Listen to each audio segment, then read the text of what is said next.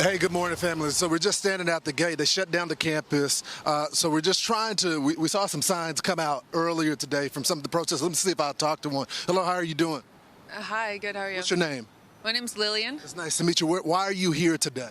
I'm here in support of the students, and I think that it's really important that everyone who stands with Palestine and Gaza right now is also standing with these students who are, leading the way in the U.S. How do you feel about them taking over the building right now? I think that their cause is a just cause, and I hope that the administration really hears their demands. I think they're just demands. Do you feel like it was right to hold 3 of the janitor workers hostage inside of the building? I think that's a really false narrative. That's what the janitors are saying, that they weren't allowed to leave.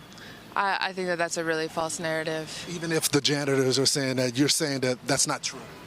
I think that it's a really false narrative that the students took anyone hostage. How do you feel about some of the Jewish students saying that they don't feel safe here on campus? I think that this is also a really false narrative that's being promoted. Do you think October 7th and the attack that happened is a false narrative? Do you believe that some of the women were raped? My colleague just came back. So this is what happened. Can you get out of my face, please? So this is what you see at these protests. Once you get into the nitty-gritty of what happened on October the 7th, the rape of women, what's happening there, they deny what happened. As you know, that is actually factual now, that the janitorial workers were blocked inside of the building. And anytime you bring that up, the Jewish cause, the Jewish people, the kids that feel unsafe on campus, they deny the reality of it, guys. And Lawrence, you have the story exactly right. According to the Spectator, the newspaper there at Columbia, where you are, there were a number of facilities workers. They shouted at the protesters, "Let us go, let us go." They didn't let him go. And then one of them, when he got out, said, "They were holding me hostage." So you had the story right. And Lawrence, you and I just interviewed, before you went up to Columbia, we interviewed one of the students. She's Jewish. She told us directly this morning she is scared to go on campus. So that is not a false narrative.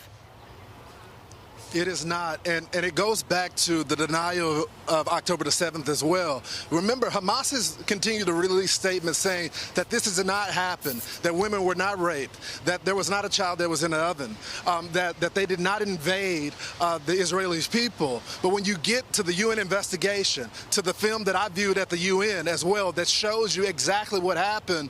I was just on my way back to Israel just a few weeks ago to talk with witnesses that were there for the attack.